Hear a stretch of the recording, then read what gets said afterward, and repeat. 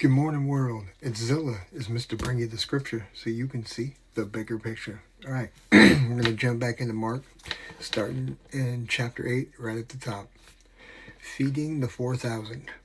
In those days, the multitude being very great and having nothing to eat, Jesus called his disciples to him and said to them, I have compassion on the multitude, because they have now continued with me 3 days and have nothing to eat.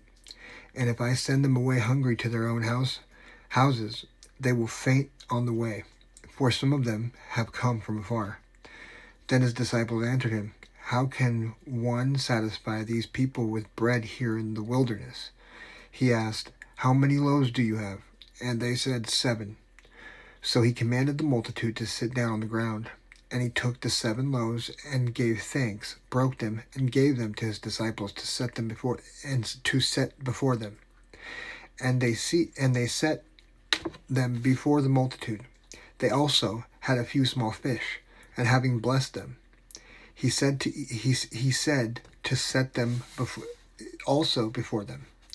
So they ate and were filled, and they took up 7 large baskets of leftover fragments. Now those who had eaten were about 4,000, and he sent them away. Immediately got into a boat with his disciples and came to the region of Dalmantua. I didn't say that right. The Pharisees seek a sign. Actually, Pharisees seek a sign. Then the Pharisees came out and began to dispute with him, seeking from him a sign from heaven, testing him. But he sighed deeply in his spirit and said, Why does this generation seek a sign? Assuredly, I say to you, no sign shall be given to this generation. Let's read what the Bible ties in. Seeking a sign. The Pharisees came to Jesus and asked him for a sign from heaven. He had just fed 4,000 people with 7 loaves of bread. They had seen him heal the blind and deaf and raise the dead, and numerous sick people had been restored to health.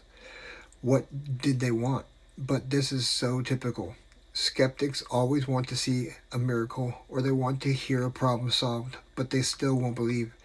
It will never be enough. Jesus just sighed deeply in his spirit. Alright guys, if you want the rest of the chapter, hop in the profile after. I love you guys.